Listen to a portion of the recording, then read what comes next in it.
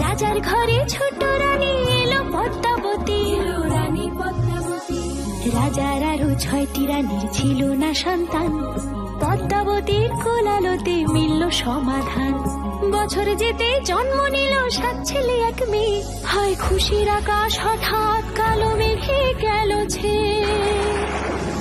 হিংসেতে যায় জ্বলে পুড়ে বাকি 6টি রানী, যুক্তি করে ঘটায় ওরা 7 কুমারের হানি।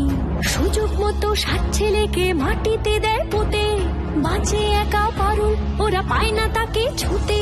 ধাইমা বাজায় সেই মেয়েকে বড় করে তোলে, 7 ভাইকে পায় যে পারুল 7টে চাপা ফুলে।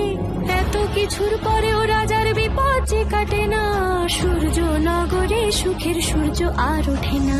হিংসা বিবাদ বিচ্ছেদ আর প্রেমের কাহিনীতে পারুল বোন কি পারবে 7 ভাই চম্পাকে জাগাতে।